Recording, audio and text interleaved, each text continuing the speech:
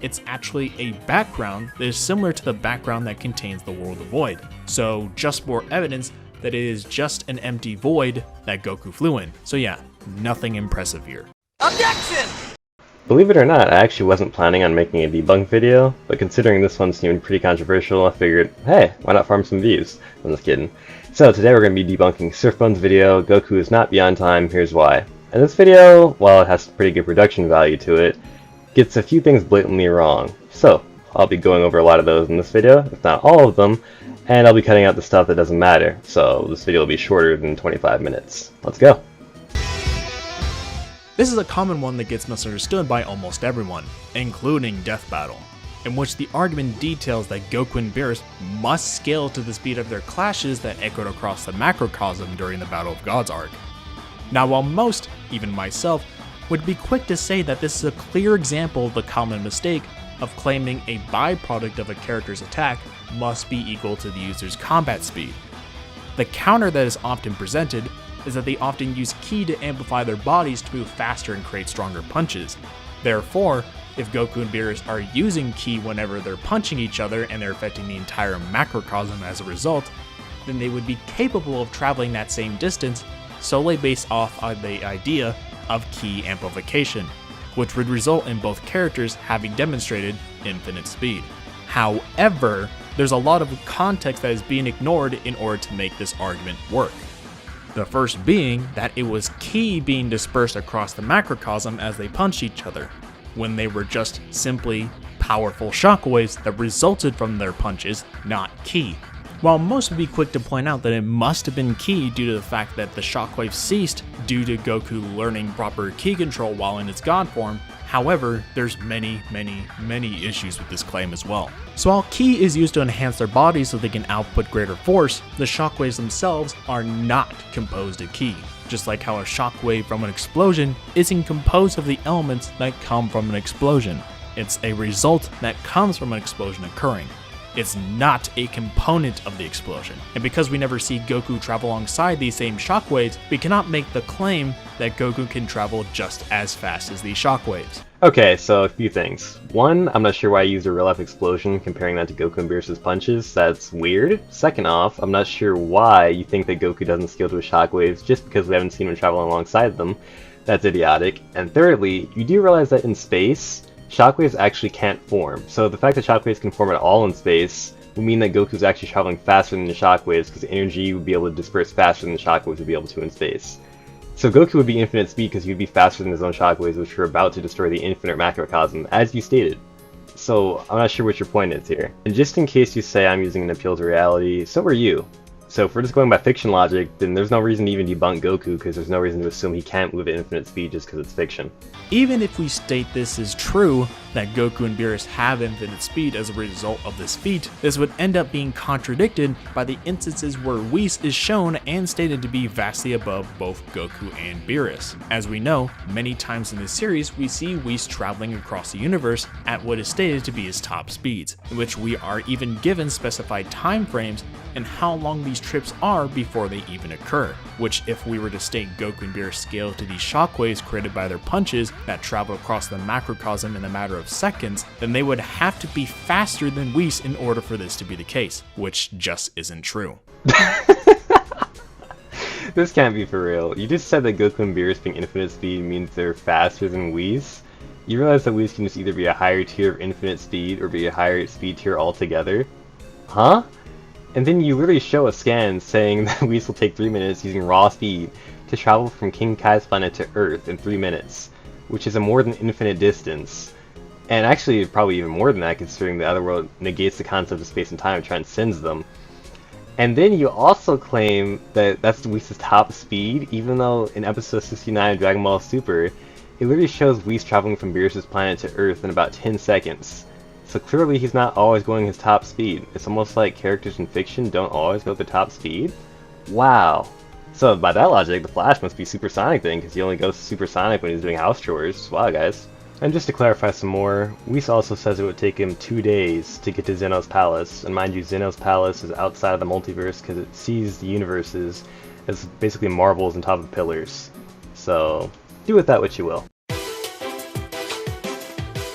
This infamous scene is what initially started this gigantic wave of immeasurable speed Goku arguments, in which people assume that because Goku moved within Hit's time skip dimension, that it was a product of him having immeasurable speed. Some would even go so far as to cite the English dub's interpretation of how King Kai described the event to back this up. However, this translation is not only incredibly far off from what was said in the original Japanese dub, but people coming to this conclusion means they have a complete lack of understanding of how Hit's time skip actually works.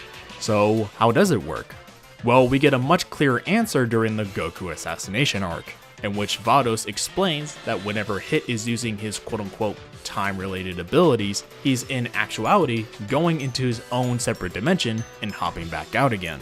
We even see this in action when Hit brings in someone that he was going to assassinate into this dimension, where he elaborates that in comparison to the rest of the world, time doesn't move. So after he kills him, it would look like to his subordinates that he died within an instant, because they were not pulled into the same dimension as he was. So whenever Hit uses his time skip, it would literally look like he teleported, as when Goku and Gang were first reacting to his fight with Vegeta, it was not until the Galactic King was able to decipher that Hit was using this ability did Goku then understand what was even happening, even implying that if he were to fight in Vegeta's place, he would have gotten beaten down just as badly.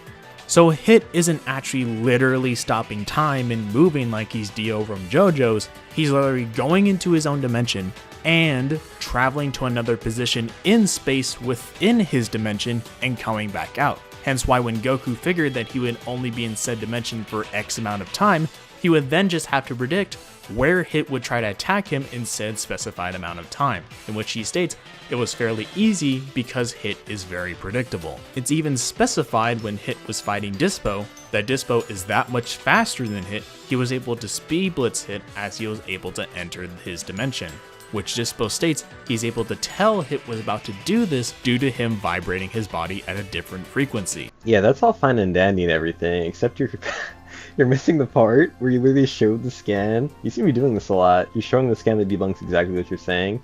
You literally show the scan of Vados saying that Hit is skipping time. Like verbatim. She doesn't say he's stopping time, because that's not what's happening. She says that he is skipping time, and is using the skip time to create a dimension. So he can skip time. You just didn't address that part. Are you just like being intentionally obtuse, or what's going on here, dude? And Dispel being able to attack Hit isn't actually an anti-feat, because Hit has to actually activate his time skip first before he can do anything. So that just means that Dispel has a higher base speed than Hit does, which doesn't disprove anything, because like I just said, without Hit activating his time skip, he's pretty much like the same speed as Goku or anybody else. Actually, Goku's faster, but you get my point. So, no debunk there. This is even shown to be how it works in the manga's interpretations of Hit's time skip. As it was pointed out by Goku, the reason Hit hides his hands in his pockets is because it would give away whenever he's about to activate his time skip, which better helped Goku react to whenever Hit decided to use it against him. So Hit is not actually stopping time, he's entering a dimension where in comparison to the mortal world, time isn't moving. Similar to how with the Room of Spirit and Time, a year passes in there, while outside, only a day has passed. So even when Goku breaks into it, it has nothing to do with speed. Heck, we literally see him destroy it with a Kamehameha within the Goku assassination arc. All Goku says in the anime is that because of the level he's at now, it doesn't matter how far Hit pushed his time skip. And with the manga, it's verbatim stated that simply being stronger than Hit would cause you to not be affected by his quote-unquote time abilities. So it's consistent across both continuities that Hit's time skip works this way. It's not time stop, it's simply dimension hopping.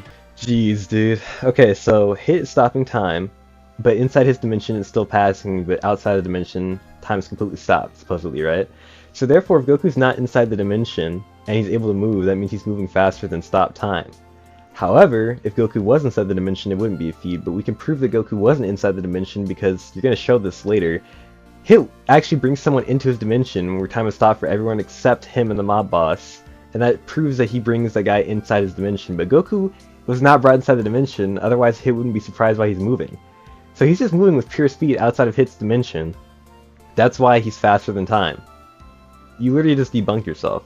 And by the way, using the argument, Goku stronger than hits, his time skip doesn't work, is a manga-only argument, and even in the manga it's kind of iffy, so don't even try to apply that to the anime, because it just won't work. Which properly leads into another infamous scene of Jiren moving while under the effects of Hit's time prison, or in the manga, it's referred to as the time lag, which may be a separate ability, but I'll still address it regardless. What people claim is Jiren moving while under its effects means that he's moving within zero time, along with the fact that Vados claims Jiren must be above time itself due to this. People then come to the conclusion that Jiren now has inaccessible speed. However, there are many things wrong with this interpretation and is the pinnacle of Dragon Ball fans can't read. But first, let's go back to Hit. As we just went over, Hit's abilities are based on the fact that he has access to a dimension where time doesn't flow in comparison to the mortal world, similar to how the Room of the Spirit in Time works. However, as it was shown back in the Goku assassination arc, that Hit's abilities extend to also bringing in someone else into this same dimension with him, which was actually foreshadowed back in the Universe 6 arc, how Hit can actually quote-unquote stop anyone else's time, which is honestly such a weird way to describe his ability, since Goldo's ability can also be described in this exact same way, despite the fact that the way in which he manipulates time, or how it relates to him, is very different in how time applies to Hit's abilities, which ends up helping me in being able to better explain the idea of how a vague statement like this could accurately describe two characters' abilities while also being vague enough so that it doesn't inherently imply that both are the exact same. So that's just explaining away that statement. But let's talk about when the ability is actually used. In the anime, we see Jiren enveloped in purple, and we are even shown that he's trapped within Hit's dimension. So not only is Hit capable of bringing people into his dimension, but trap people within it. In the manga, it's described as time being warped around him, so that causes Jiren to slow down. However, in both continuities, Jiren quite literally breaks out of both techniques. With the anime, multiple bystanders describe it as Jiren's strength being beyond time, not his speed. Besides people not realizing that part in all of these statements that they're blatantly disregarding or ignoring, the main problem is people taking his strength is beyond time itself out of context, which is why there's so much confusion surrounding this feat. Context is what helps us determine the meaning of especially vague statements, as we just went over when we were talking about Goldo and Hit. When we insert context, things become a lot more clear. So when these characters are talking about Jiren's strength being beyond time, then we have to ask ourselves, what did they just see that would cause them to say this? Hit versus Jiren, where Hit was using a time-related ability on Jiren, in which Jiren proceeds to overpower Hit and literally break out of it. So they're referring to Jiren being beyond Hit's time abilities, not Jiren being literally beyond time in every single facet, because Jiren was trapped within a dimension that makes it seem like he isn't moving to the outside world, but ends up breaking out of it, with all the bystanders commenting on the situation as Jiren using his strength to accomplish this feat. To those who have watched Dragon Ball Super, this isn't a foreign concept, as we have seen Vegeta literally power up so much to the point where he ends up destroying the Room of Spirit and Time. So no, Jiren's feat isn't that impressive in itself. Me. Oh shoot, you done talking? Sorry, I got a little bit sleepy. Anyways, I found it funny how you said Jiren's strength is the only thing that transcends time, even though Vados literally says his power transcends time. Strength and power are pretty much synonymous anyway.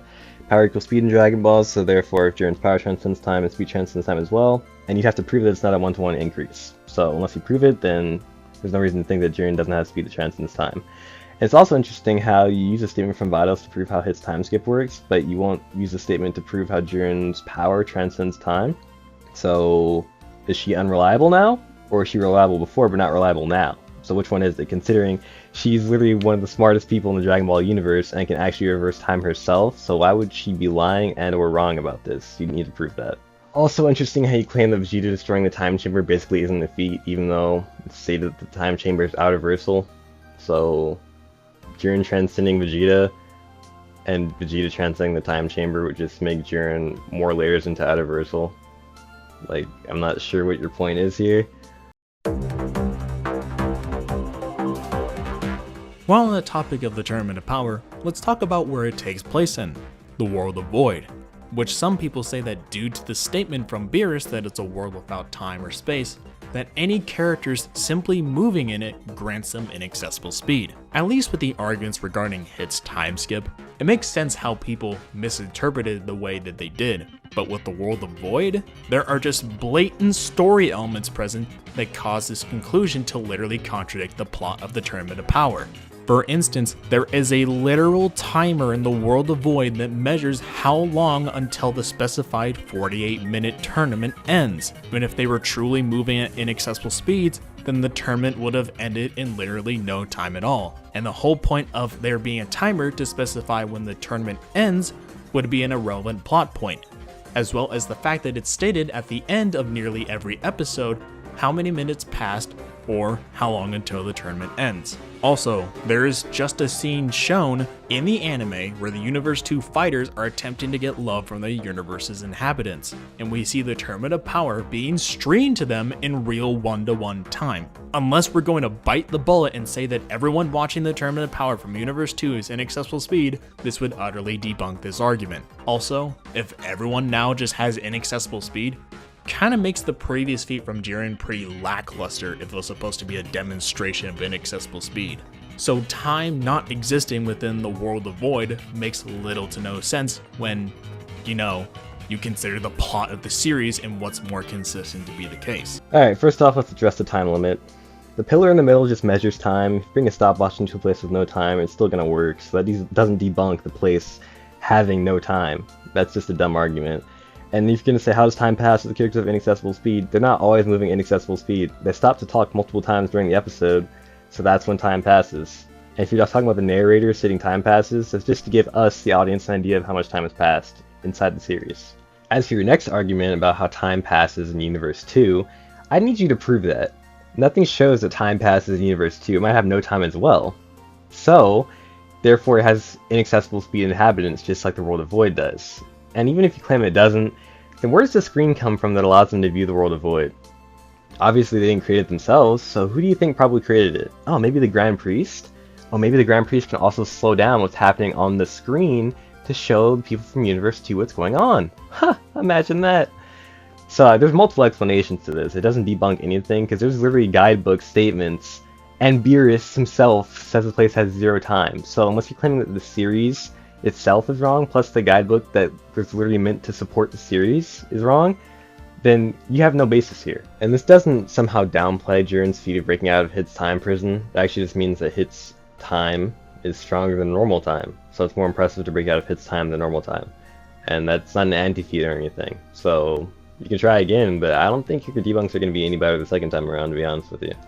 Now that we've properly addressed all the arguments regarding Hit and the Tournament of Power, it's time we address some of the weird instances during the Future Trunks arc, which are honestly the far more confusing instances that people interpreted as relating to a demonstration of speed. More specifically, what happens when Zamasu tries to become one with space and time, and what occurs after Zeno kills him. So when Zamasu gets sliced in half and disappears, he seemingly becomes back as this astral corporeal being that is attempting to become one with space and time, quite literally fusing with the universe to become the ultimate justice and overseer of everything. Now the argument people are making is that because we see him begin to quote-unquote travel to the main timeline as well, that it's a demonstration of immeasurable speed. But is it really? Remember, the only reason Goku Black was able to originally travel back to the main timeline where Future Trunks had ran off to was because the time ring sensed a disturbance in time, which then the ring created a rift in space-time that allowed him to be able to travel there. And where does Zamasu appear when he begins to fuse with the main timeline? In the exact same spot where the rift had been opened. I mean, this is... For one, you have to prove this exact same spot, because last I checked we didn't see any exact geographical coordinates. And for two, this would be a measurable speed, by your logic, because he doesn't have a time ring, so he had to be moving through time. You realize that that's the case, right? Even if he's going through the rift, he's not using any hacks or anything, he's opening the rift with his own speed. Because the rift doesn't exist anymore, so he's gotta be going there through his own speed. Like, what? Come on, man. And keep in mind, Zamasu would still have the time ring at this point, so it's even more likely that he would have had to use its abilities to allow himself to be able to seep into the main timeline. His physical body just got destroyed. Where is the time ring? He's merged with the space of that universe. Where is the time ring on that body? Please tell me. But even if we discounted all of that, then we have to ask ourselves, what is Zamasu doing here? Well, as stated previously, his new state of being is now becoming the physical universe, and he's essentially going around like a virus, spreading and expanding his influence everywhere so he could become justice and order. He's not performing a movement where he's going so fast that he's now capable of time travel. That's not what's happening. Zamasu is becoming omnipresent, where the universe is now his new state of being. The context just doesn't align with this interpretation that the reason he was able to travel there due to his raw movement speed. It's even more inconsistent for that to be the case when Goku and Vegeta, who are both so drained from fighting as Vegito and giving all their reserves to Trunks to finish off Zamasu, that they can't even transform. And they were shown reacting to and blocking attacks from this version of Zamasu. Just to recap, few Zamasu was able to fight these guys at their most powerful and have shown prior feats of being massively faster than light. And Goku and Vegeta haven't recovered, let alone healed after the battle, and they're now shown to be able to react to the attacks of Astro Zamasu, who, if he was a measurable speed, should have become more than infinitely faster than them at this point. So are we about to say that Goku and Vegeta have also shattered the same barrier because they reacted to Zamasu's attacks? And before someone brings up the whole attack speed thing I mentioned earlier as some kind of gotcha, unless we're about to say that these attacks are that much slower than Zamasu's own reaction time, in which he should be able to react to his own movement speed, by the way, then attempting to salvage this argument by saying that his attacks are more than infinitely slower than his own reaction time is completely nonsensical. I'm not even sure what to debunk here because I'm not sure what you were trying to say. Like, I actually got confused. I think you were trying to say how Astral Zamasu is stronger than Fused Zamasu, even though that's never implied. And clearly characters get Zenkais after fusing because Goku and Vegeta tanked a punch from merged Zamasu in base after defusing from Vegito Blue. So that's literally just an inference you can make from the series. So, yeah, honestly, I'm not even sure what you're trying to argue here, so I'm just gonna skip part to the next part, dude. Now has come to the part where I've been dreading, the weirdest and most controversial instance surrounding this subject of Goku having inaccessible speed. And it's this instance in the manga where Goku goes out to grab Zeno after he erased Zamasu. The argument being that Zeno erases Zamasu from existence, and Zamasu was fusing with space-time. Therefore, this would now be a timeless void, and moving within it would grant you inaccessible speed. Now, out of all the arguments I've seen, this one I can understand where people were confused with how to take this, because it's such a weird scenario that most people just want to forget even happened. So they wouldn't even have to bother with explaining to someone the issues with Goku possibly having inaccessible speed in order to do what he did. Even Seth didn't know how to address it in his supposedly perfect Goku video. So let's finally address it. The main issue with this argument is that it's conflating the idea of existence erasure and conceptual erasure. While Zamasu was erased from existence along with the contents of the timeline such as the other universes, however, that doesn't mean the rest of everything else like the concepts of space or time no longer exist there. Essentially what happened was the equivalent of you erasing the contents of a save file. There is still space in which a new file can be inserted. The slot itself did not get erased from existence, the save file itself did. Just like how when Zeno erases people from existence, he doesn't erase the space in which the characters previously inhabited. Remember, Zamasu was fusing with the universes, the timeline, and was spreading around like a virus. So when he got erased, the timeline and the other universes within future Trunks' timeline were erased as well. But because he wasn't successful with properly infecting the main timeline, we only see him disappear from the timeline instead of the timeline along with him. So even though it was just an empty void, it doesn't mean it's devoid of the concepts of space and time. Heck, in the anime, it's not this white or black void, it's actually a background that is similar to the background that contains the world of Void. So just more evidence that it is just an empty void that Goku flew in. So yeah, nothing impressive here. And that should be everything. I just want you to think for a second on how destroying a place called the timeline means that time still exists there. And then you also say that it looks similar to the World of Void background, which I've already proved is out-of-versal. So if you're saying that it looks similar to the World of Void background, which is out-of-versal, then you're stating that the place Zeno was in was out-of-versal, therefore Goku moving there and grant him inaccessible speed. Like, you debunked yourself so many times in this video, man, it's kind of ridiculous. I appreciate the content though, because I need some views, so I'm glad I can leech off a view. So thank you for that. But other than that, I think that pretty much covers everything. So, I mean, yeah, even Versus Battle Wiki, as trashed as it is, actually agrees with Zeno erasing space-time. And it's pretty blatant, because I mean, the time ring literally represents timelines, so if a timeline's erased, the time ring is gone. And you'd have to prove that time still exists in a place where the literal timeline, hence the name time, is gone. You really have no basis here. So, thank you all for watching. This has been a very interesting debunk video. Probably not really worth my time, but hey, I need views. So thank you all for watching again, and I'll catch you in the next one. Peace!